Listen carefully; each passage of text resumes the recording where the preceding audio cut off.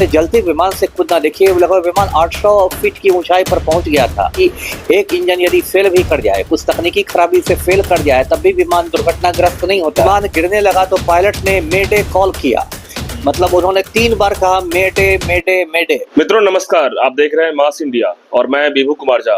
अहमदाबाद विमान हादसा में लगभग 242 नहीं कह सकते हैं, 300 प्लस लोगों की जानें गई है और सैकड़ों लोगों की जान अभी भी अस्पतालों में है कि उन्हें जिंदगी और मौत से लड़ाई लड़ना पड़ रहा है। घायल अवस्था में इलाज चल रहा है। पूर्व आईपीएस ऑफिसर से जानेंगे कि इस घटना में इतना बड़ा विमान हादसा के बाद पूरा देश स्तब्ध है।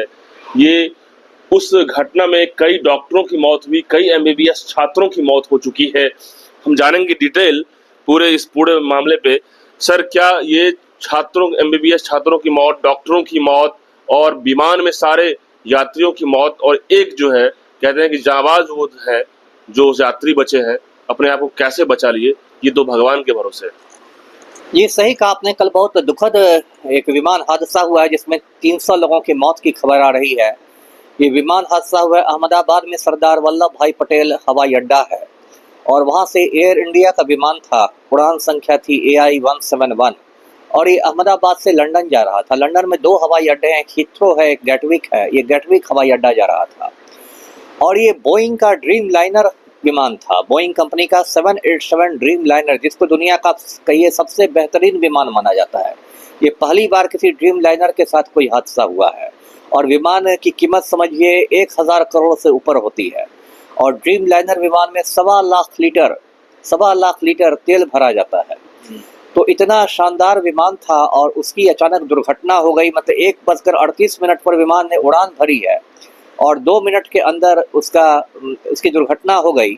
और वहाँ एक बीजे हॉस्पिटल है, बीजे हॉस्पिटल मेडिकल कॉलेज है, उसका वहाँ हॉस्टल था जिसमें डॉक्टर रहते थे और उसके मेस पर जाके ये गिर गया। मतलब छेद करते हुए उस बिल्डिंग को क्रैश किया है। बिल्कुल, वो तो तस्वीर आई है। मतलब विमान का एक बड़ा हिस्सा उस मकान में फंसा हुआ है और उसमें भी अभी तो एग्जैक्ट नंबर नहीं है, लेकिन उसमें 50-60 डॉक्टरों के मारे जाने की खबर है। ये जो विमान था इसमें 230 यात्री थे, 2 पायलट थे और 10 क्रू मेंबर्स थे, मतलब एयर होस्टेस वगैरह। तो टोटल 242 लोग तो विमान में थे, जिसमें एक मुकद्दर का सिकंदर था जिसके बचने की खबर आ रही है, विकास कुमार रमेश, जो जलते विमान से कूद गया। बाकी सारे लोग मारे गए। इसमें गुजरात के पूर्व मुख्यमंत्री विजय रूपाणी सवार थे, वे भी मारे गए हैं और डॉक्टरों में मुझे लगता है 50-60 डॉक्टर मारे गए होंगे। तो 300 से ज्यादा मौत की खबर आ रही है और ये बहुत मतलब की बात तो ये है कि जिस तरीके से वो जो कूदा, यात्री जान बचाया, ये तो करिश्माई बिल्कुल बिल्कुल। इसलिए मैंने कहा कि ये मुकद्दर का सिकंदर है। एक तरह से देखा जाए तो उसका तो पुनर्जन्म हुआ है, दूसरा जन्म हुआ है। मतलब वो भी जिंदगी भर याद रखेगा, उसके परिवार वाले भी, कि विमान में दुर्घटना हुई और 242 में 241 लोग मारे गए और एक आदमी बच गया। तो इसको तो एक करिश्मा ही कहा जाएगा। भाई जो है वो भी थे विमान में जिन्होंने कूदा, वो भाई तो मतलब जल गए, राख हो गए, लेकिन ये बेचारे जो है बिल्कुल बिल्कुल। इसको एक तो कह सकते हैं प्रेजेंस ऑफ माइंड, क्योंकि ये सारी घटना देखिए 2 मिनट में घट गई, 120 सेकंड में। मैंने कहा ना 1:38 से 1:40। तो ऐसा नहीं कि आपको संभलने का आधा घंटा 45 मिनट था। इसका मतलब कि इस आदमी ने बहुत ज्यादा प्रेजेंस ऑफ माइंड दिखाया, बहुत फुर्ती दिखाई और फुर्ती की वजह से जलते विमान से कूदना। देखिए लगभग विमान 800 फीट की ऊंचाई पर पहुंच गया था जब वो दुर्घटनाग्रस्त हुआ। वहां से कूदना और बच जाना, एक तो किस्मत ने इसका साथ दिया, ने सर के बल गिरता, किसी मकान की छत पर गिर जाता। वो अहमदाबाद का मेघानी नगर है जहाँ विमान दुर्घटना हुई और बहुत वो मतलब क्राउडेड एरिया है, रिहायशी इलाका है, बहुत भीड़ भरा इलाका है। तो वहां तो गिर के मान लीजिए सर के बल पर किसी मकान की छत पर गिर जाता, कंक्रीट की छत पर, तो ऐसे ही जान चली जाती।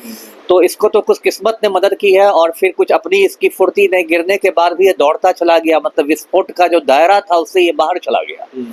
तो इसने बहादुरी तो दिखाई है, बहादुरी तो कम नहीं। इमरजेंसी विंडो का सहारा लिए होंगे ये। बिल्कुल बिल्कुल बिल्कुल। विमान में इमरजेंसी विंडो रहता है, उसके मतलब पास हथौड़ा जैसा भी रहता है और विमान के उड़ने के पहले एयर होस्टेस लोग पूरी जानकारी देती है कि यदि मतलब विमान दुर्घटनाग्रस्त होने लगे तो कैसे ऑक्सीजन मास्क पहनना है, कैसे आपातकालीन द्वार से निकल भागना है, कैसे निकलना है। ज़्यादातर लोग एयर होस्टेस की बातों को मतलब ध्यान से नहीं सुनते, अपना बातचीत में मगन रहते हैं, लोगों को लगता है ऐसे ही बोल रही है, लेकिन उसको ध्यान से सुनना चाहिए, क्योंकि कभी भी यदि दुर्घटना हो जाए तो उन सब बातों से आपको बहुत मदद मिलती है। जी लेकिन सर एयर होस्टेस के जरिए तो प्रेयर भी किया जाता है गॉड, जब जब फ्लाइट उड़ान भरने शुरू करती है तो प्रेयर भी किया जाता है कि भगवान का अब वो तो प्रेयर तो ठीक है, प्रेयर तो अपनी जगह है, लेकिन जितनी भी दुर्घटनाएं हुई उसमें मुझे लगता है प्रेयर्स तो नहीं कुछ काम आता है, अंत में दुर्घटना हो ही जाती है। और इस ड्रीम लाइनर को भी लेकर तरह तरह की बात हो रही है, क्योंकि ये ड्रीम लाइनर आजकल ज़्यादातर जो अच्छे विमान होते हैं, ज़्यादातर या सब में कह लीजिए डबल इंजन प्लेन होते हैं, मतलब उसमें 2 इंजन रहते हैं। कहने का ये मतलब कि एक इंजन यदि फेल भी कर जाए, कुछ तकनीकी खराबी से फेल कर जाए, तब भी विमान दुर्घटनाग्रस्त नहीं होता है, वो दूसरा इंजन पर उड़ता रह जाता है और लैंड भी कर जाता है।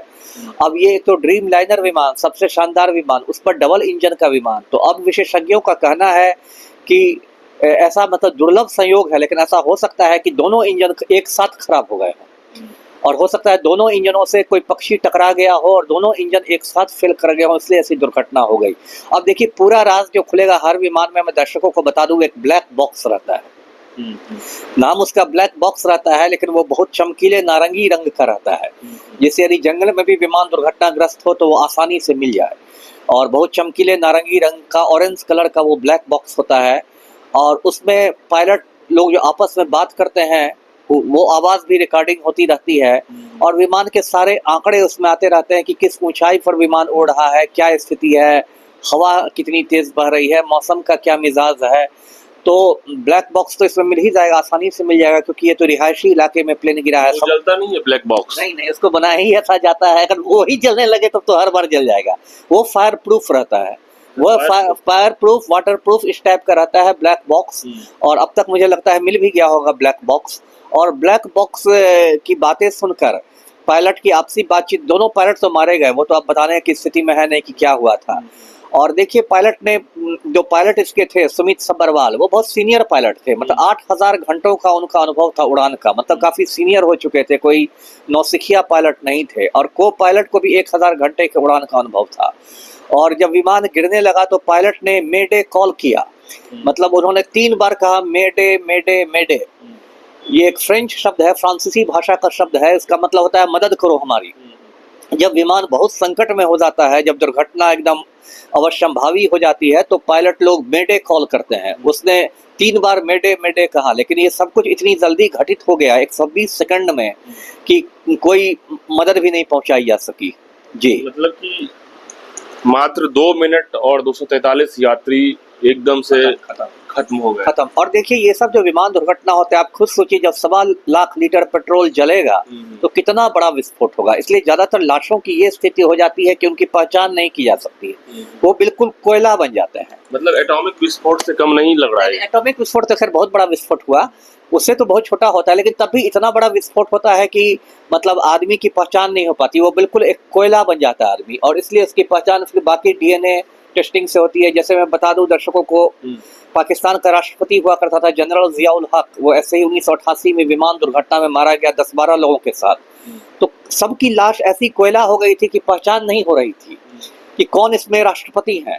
तो उनके डेंटिस्ट को बुलाया गया, जो उनके दंत चिकित्सक थे, जो जनरल जियाउल हक के दांतों को देखते थे, उनको बुलाया गया, क्योंकि पूरा शरीर जल जाता है लेकिन दांत नहीं जलता है, दांत नहीं जलता है। और उनके जो दंत चिकित्सक थे, जो डेंटिस्ट थे, उन्होंने जो 10-12 लाशें थी सबके दांत को देखा और दांत से पहचान की कि ये महामहिम राष्ट्रपति जनरल जियाउल हक की लाश है। तो ये स्थिति हो जाती है लाशों की। तो ये समझिए कि एक बहुत भयानक मौत हुई। जी बिल्कुल सर, इसमें क्या जितने भी यात्री हैं उनको टाटा ग्रुप 1 करोड़ रुपए देने की बात कही है, डॉक्टरों की जो मौत हुई है, बच्चों की एमबीबीएस की बात हुई है, 300 प्लस लोगों की मौत हुई, सबको 1 करोड़ रुपए देने की बात। नहीं, डॉक्टरों की बात नहीं हुई है। देखिए एयर इंडिया का निजीकरण हो गया, पहले ये सरकारी विमान सेवा थी, अब इसका निजीकरण हो गया, अब इसको टाटा समूह ने ले लिया है।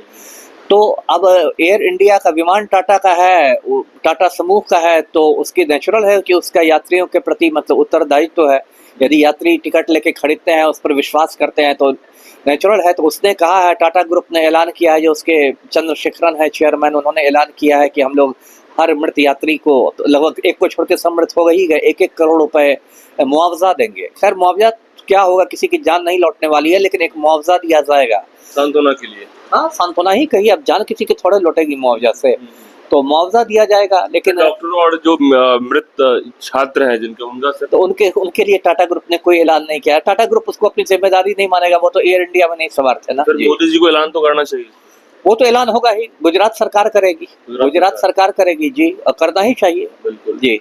इस पूरे मसले पे हमने विशेष चर्चा किया, किस तरीके से टेक्निकल तरीके से क्या हादसा होता है, और इतना बड़ा ड्रीम लाइनर विमान एयर इंडिया का जो कि 2 सेकंड में ही ध्वस्त हो गया, इतनी बड़ी विस्फोट हुई, आग की लपटें बहुत तेज थी, और पूरा वो एरिया, पूरा वो जिस जगह में अहमदाबाद जिले में गिरा, वो पूरा एरिया जो है आश्चर्य पड़ गया। और सबसे बड़ी बात है कि इतनी बड़ी घटना होने के बाद एक शख्स अपनी जान बचाते हैं अपने जाबाज तरीके से, प्रेजेंस ऑफ माइंड लगा करके। कहीं ना कहीं उस शख्स की चर्चे पूरे विश्व में हो रहे हैं कि आखिर कैसे बच गया, क्योंकि सब लोग कोयला हो गया, खाक हो गया, यानी कि कुछ बचा नहीं, शरीर का कोई पार्ट्स नहीं बचा। अब डीएनए टेस्ट से पता की जाएगी किसका कौन व्यक्ति कौन थे, लेकिन वो व्यक्ति इमरजेंसी विंडो से छलांग मारी, और फिर इतने लंबी छलांग के बाद, नीचे गिरने के बाद भी वो सही सलामत अभी भी हैं। इलाज के जरिए उनका जो है सब कुछ ठीक किया जा रहा है, लेकिन इस पूरे घटनाक्रम में वही एक शख्स अब चर्चाओं में है कि कैसे जान बचा लिया। अब ऐसे में आप तमाम लोग क्या सोचते हैं, कमेंट बॉक्स में बताइएगा। धन्यवाद।